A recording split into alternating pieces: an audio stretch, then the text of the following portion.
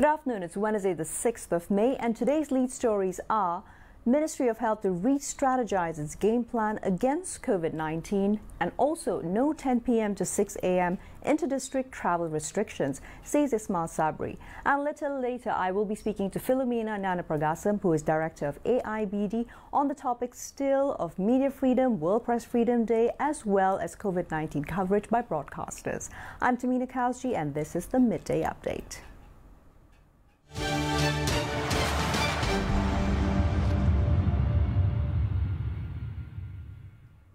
We begin with a brief overview of what's happening globally and nationally with regards to COVID-19. It's affecting 210 countries and territories around the world, and as of broadcast time, globally COVID-19 has recorded more than 3.7 million cases with more than 258,000 deaths. US, Spain, Italy and the UK lead in terms of number of cases globally, and as for Malaysia, 6,383 cases have been recorded with 106 deaths so far. The Health Ministry will also re-strategize its plan in preventing and controlling COVID-19 pandemic within a week or two. Now, this is according to MOH Director General Dr. Nur Hisham Abdullah, and he said the plan would involve manpower, health equipment, lab capacity and public health. Ini penting agar ianya menjadi satu amalan dan budaya kita secara berterusan. Kementerian Kesihatan akan terus memantau kejadian jangkitan COVID-19 di Malaysia. Selain itu, orang ramai digalakkan untuk memakai penutup muka dan mematuhi. The daily number of cases in Malaysia has reduced, and occupancy rate at the intensive care units and COVID-19 wards has also dropped.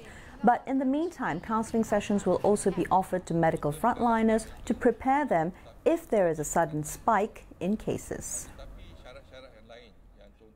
The government will also not be enforcing the 10 p.m. to 6 a.m. inter-district travel restriction. Senior Minister Ismail Sabri Yaakob said yesterday that interstate travel, though, is still banned. He also said that police would be studying how those who return to their hometowns by public transport could return to cities. Kan sudah pun dibebaskan. Saya dah sebutkan antara daerah dengan daerah dan sebagainya telah pun dibebaskan. Jadi tidak ada had dari segi jangka masa untuk keluar, tidak ada. Di dalam peraturan yang baru tidak ada, ya, tidak ada.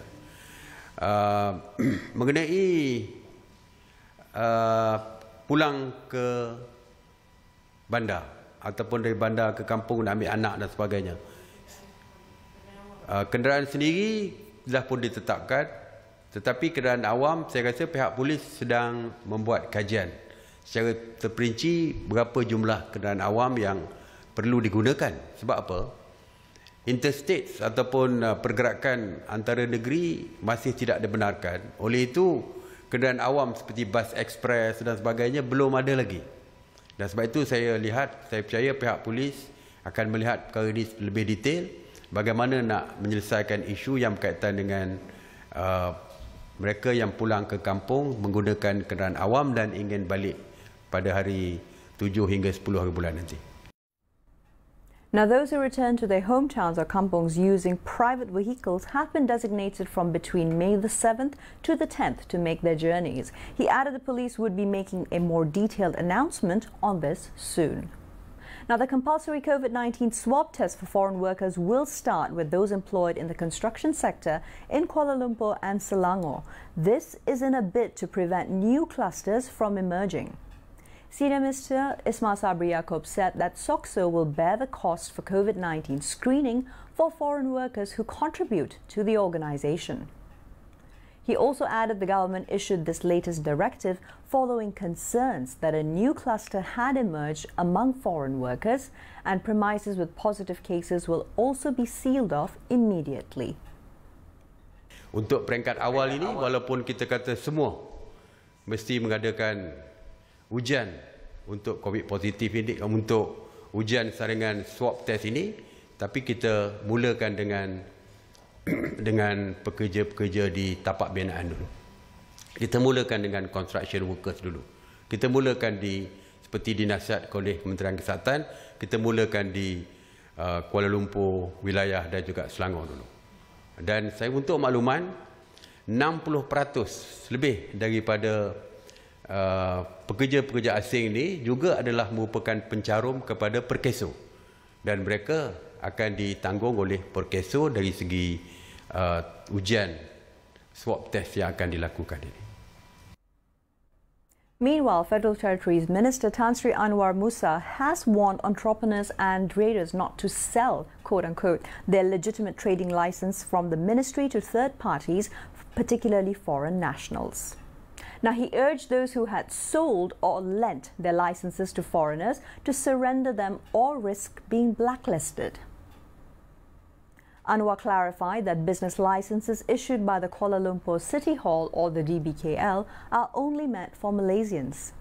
He urged all stakeholders meanwhile to work together and not let others make use of opportunities meant for assisting Malaysian citizens. Now, entering the third day of the CMCO today, the general public is back to their daily activities that have been suspended for almost 50 days. For the first time also, the Health Ministry's frontliners, who have been working round the clock for 5 months, can breathe a sigh of relief.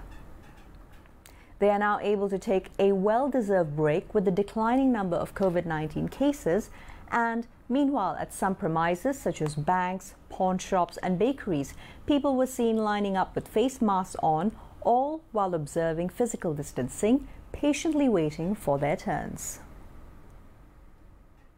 According to our reporters, business owners and the public are taking physical distancing and other conditions stipulated by the CMCO seriously. As of midnight yesterday, the Gerak Malaysia application has been downloaded 1.3 million times, with over 600,000 requests for interstate travel permits received by the PDRM. Now, according to Bukit Iman CID Director Datuk Huzair Muhammad, the public could still log in to the app today. For more details on the app and for interstate movements, visit www.gerakmalaysia.gov.my. And those stranded and wanting to return to their hometowns should make their applications through the Gerak Malaysia app. Over to Sabah, where they say they will keep to the May 12th schedule to gradually open up economic sectors. According to Chief Minister Datuk Sri Mohamad Shafie Apdal, the state will not open up economic activities abruptly. It will maintain the plan to resume business activities as was initially announced by the Prime Minister under the fourth phase of the MCO. In the meantime, International Trade and Industry Minister Muhammad Azmin Ali says that states which did not follow the conditional MCO might risk being hit with legal action. Shafie, on the other hand, replied by saying that this is not the time to talk about legalese when lives are at stake. He added that it was important for the federal government to consult the state, which was already working on a time frame set by the Prime Minister. We move into a quick break, and after that we'll be back with more news stories as well as a phone call with the AIBD, the Asia Pacific Institute for Broadcasting Development. Stay tuned.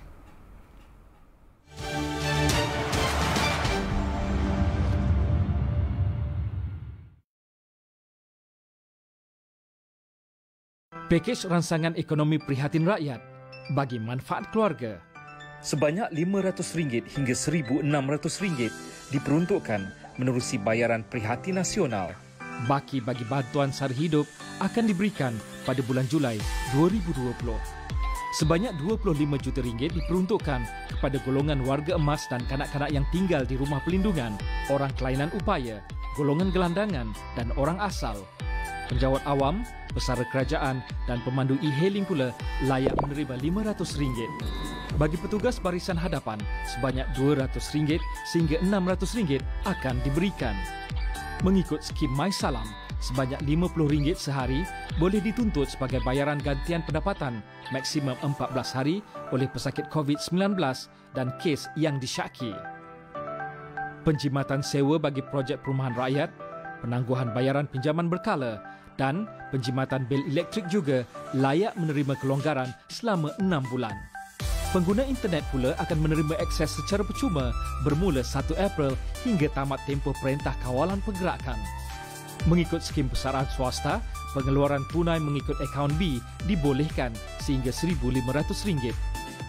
Penangguhan balik pinjaman PTPTN dan PTPK dibolehkan selama 6 bulan bermula 1 April 2020.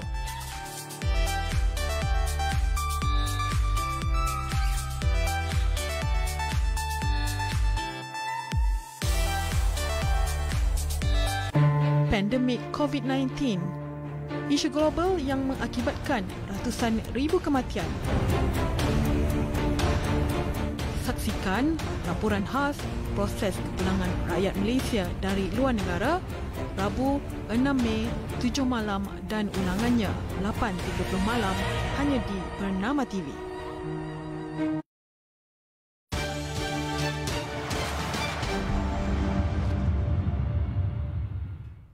Welcome back to Midday Update, still with me, Philomena Gnanapragasam, and now moving into the Asia-Pacific Institute for Broadcasting Development, which is under the UNESCO and mandated to achieve a vibrant and cohesive electronic media environment in the Asia-Pacific region through policy and resource development. Joining me now via phone is Philomena Gnanapragasam, who is the director of AIBD, to share her views regarding media's role during the COVID-19 pandemic. Philo, AIBD has been around since 1977. What is the current role of AIBD and how does it continue assisting broadcasting within the region? Hi, good afternoon, Philomena. Good afternoon, Malaysia. Yes, AIBD has been was formed in the 1977 together with UNESCO, ITU, United Nations, other bodies as well that are involved in this. And so it's a huge organization that has about 108 broadcasters from across the Asia and the Pacific. So what's the role? The role in 1977, in the first 3 decades after that, basically was looking into capacity building of organizations, media organizations around the globe. And we're talking about 26 full governments. And AIBD has been very, very instrumental in actually building the media industry in the region and also working with media and information ministries to sort of come up with broadcasting policies. So what's the role now? I think we are facing a world of media fragmentation with multi-platforms. So it's really different because now we are looking at being relevant. And I think COVID-19 has actually shown that traditional media, Philomena, is again relevant because so many people are actually watching television. You're on Bernama right now and you're watching news to find out the latest, and they're tuning into radio to listen to what's happening around. So I think this is a real good time for traditional media. Absolutely. Now also, Philo, broadcasting plays an important role in the battle against misinformation or the information or infodemic, which even WHO has alluded to during COVID-19. What are some of the initiatives which have been put forward by AIBD in assisting with strengthening broadcast during these times?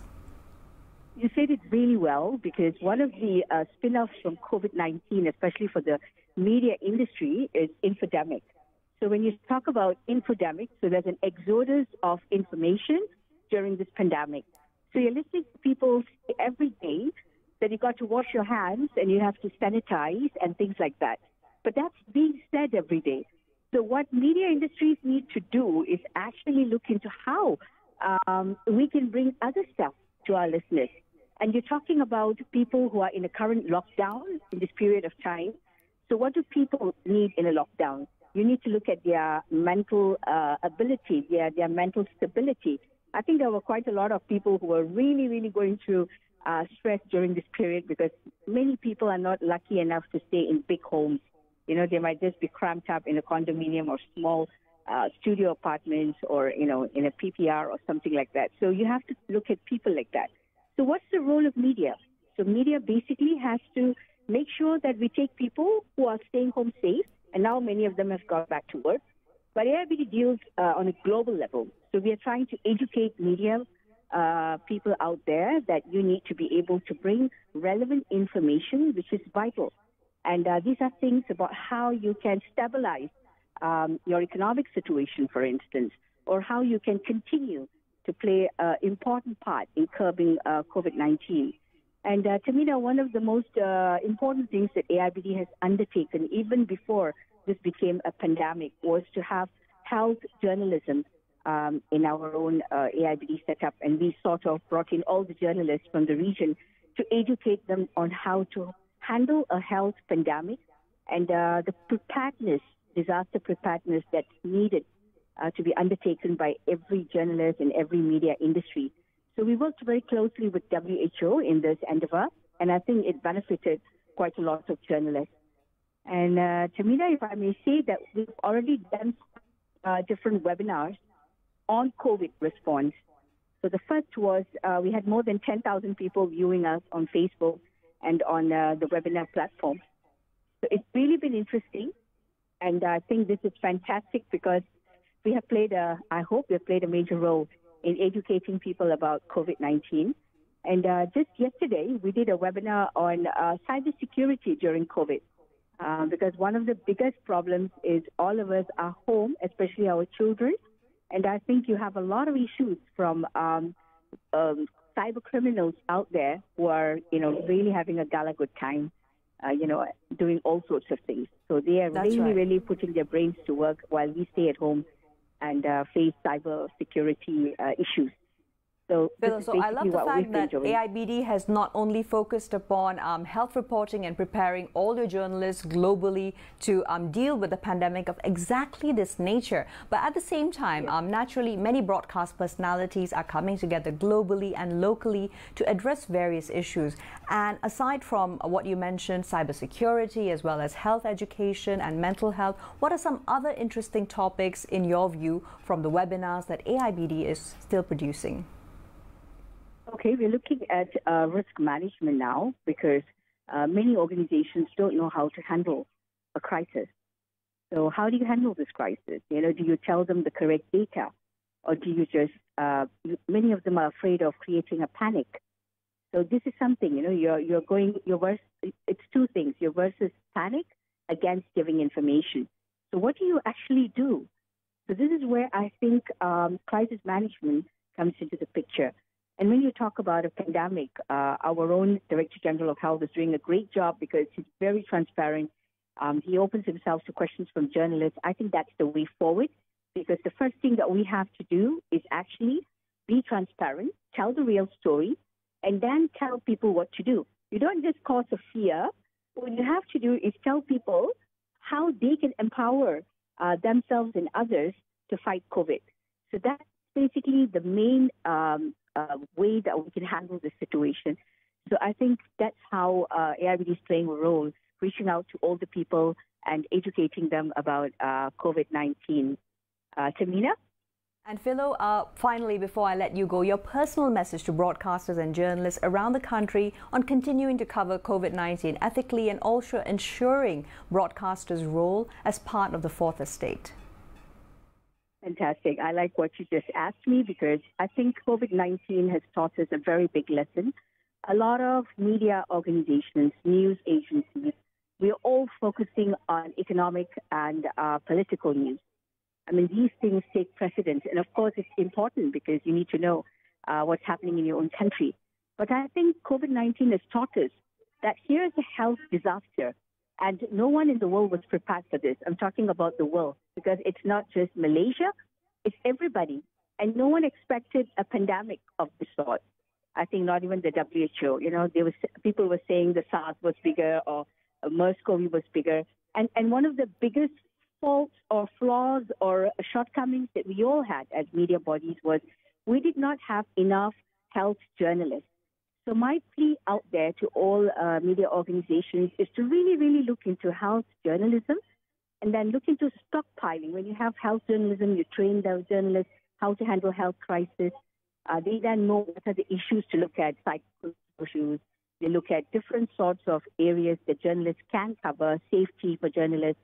So this can only be brought about by looking into health journalism very seriously. So I'm really propagating health journalism globally, and I hope that we can help journalists out there to do something about this.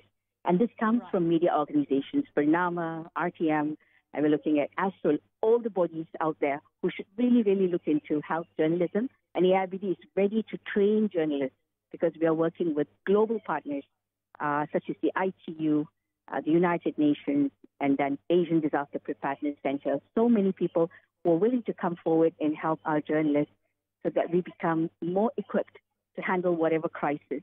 So this is really a big lesson for Malaysia, for our journalists, and I think for AIBD as well, so that we can come up with the necessary plans to sort of combat the issues of COVID-19. Right. Thank you so much, Philo. Fantastic points raised over there about not just health journalism, but the role of broadcasters during COVID-19. That was Philomena Gnanapragasam, Director of AIBD, formerly also anchor of Radio 4's Auntie Philo's children's show. Now, prior to joining AIBD, Philomena was station manager of Malaysia's pioneer English radio station, Trax FM at RTM. Now, moving on from there, we'll first go into a break. We'll be back right after that with more news stories from the international arena. Stay tuned.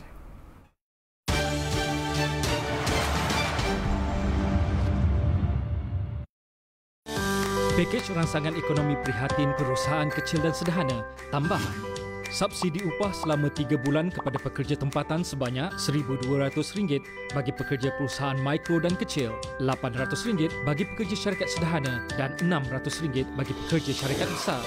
Keran khas prihatin sebanyak RM3,000 untuk setiap PKS mikro. Memansuhkan kadar faedah 2% kepada 0% untuk skim kredit mikro di bawah Bank Simpanan Nasional. Memansuhkan kadar faedah 4% kepada 0% untuk pinjaman di bawah Tekun Nasional. Pengurangan bayaran levi pekerja asing sebanyak 25% kepada semua syarikat. Pengecualian bayaran sewa atau diskaun sewaan untuk peniaga rujit PKS bagi premis berkaitan kerajaan. Moratorium 30 hari untuk syarikat mengemukakan dokumen berkanun dan pelanjutan tempoh menyerah simpan penyata keuangan syarikat selama 3 bulan.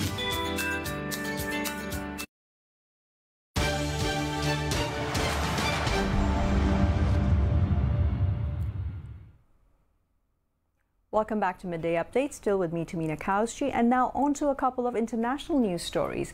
Bangladesh is first up, and they have extended a nationwide lockdown by nearly 2 weeks, all the way to May the 16th, to check the spread of the new coronavirus. Now, the move comes as confirmed cases in the country reached nearly 11,000 on Tuesday, with health experts fearing many more infections are going undetected. All essential services and vehicles carrying goods and medicine have remained out of the purview of the closures, while garment factories, pharmaceutical companies and other export-oriented manufacturing units are also operating. The government first imposed a lockdown in Bangladesh for all public and private offices and businesses from March the 26th onwards. On to the US, meanwhile, where an airport has announced plans to deploy autonomous floor cleaning machines to help restore confidence in travel. Pittsburgh International Airport announced a plan to introduce autonomous cleaning robots with ultraviolet or UV light technology. Now, this is a first for US airports, according to officials. The germ-killing robots are designed to eliminate microbes in high-traffic areas, thus increasing hygiene levels. The integration of UV light augments their traditional cleaning tools, according to the developers, and the idea behind it being that UVC rays, which hospitals have been using for decades to sanitize rooms, can also be used against the coronavirus at airports. Now on to the UK, where 5 Humboldt penguins hatched at Chester Zoo in northwest England and have been named after British health icons and hospitals to pay tribute to those on the front line of the fight against COVID-19. The 5 chicks have been named Florence after nurse Florence Nightingale, Thomas paying homage to St. Thomas's Hospital Bevan after Anirin Bevan, founder of the National Health Service, Arrow after Arrow Park Hospital, and Countess named after the zoo's local hospital, the Countess of Chester Hospital.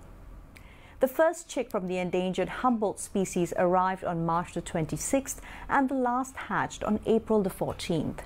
Now, in the first 3 weeks of life, the chicks are expected to more than triple in size. The Humboldt are one of the world's 17 species of penguins most at risk of extinction. We now take a peek into football history. On this day in 2018, Arsene Wenger took charge of his final home game as Arsenal manager, with his side cruising to a 5-0 victory over Burnley in the English Premier League. Now, after 22 years at the club, Wenger won 3 Premier League titles and 7 FA Cups during his time at the London club, including the double in '98 and 2002. Appointed on 1st of October 1996, the 68-year-old was the Premier League's current longest-serving manager, having taken charge of 823 games in his 22-year tenure. On to California, where the Highway Patrol says an officer found nearly $1 million in cash left on a roadside during a police pursuit near Merced in Central California. The CHP's Merced division says an officer was attempting to pull over a late-model SUV for traffic violations on Friday when it sped away. The officer says that during the chase, the SUV stopped and someone got out, placing 2 boxes on the side of the road. After the SUV was eventually stopped, officers went back to the boxes and found that they contained approximately $915,000 in cash. Police also found walkie-talkies in the vehicles, and a police dog indicated the odor of drugs. 2 people were taken into custody, and police believe they were traveling to Northern California to purchase drugs. Well, that's all we have for you on the Midday Update. We'll see you again later on the Nation Update at 2:30 p.m, where we will be speaking to an epidemiologist. I'm Philomena Gnanapragasam signing off, and I'll see you again later on during the day.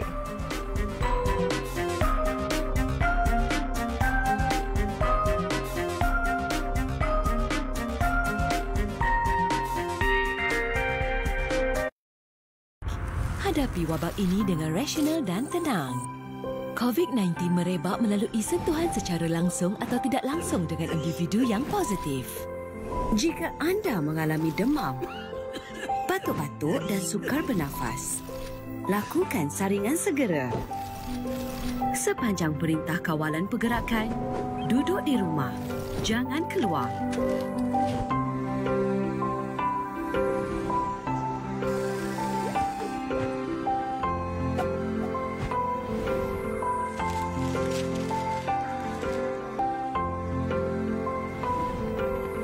Amalkan tahap kebersihan yang tinggi. Kementerian Kesihatan Malaysia telah mengeluarkan laporan berkala terkini bagi mengendalikan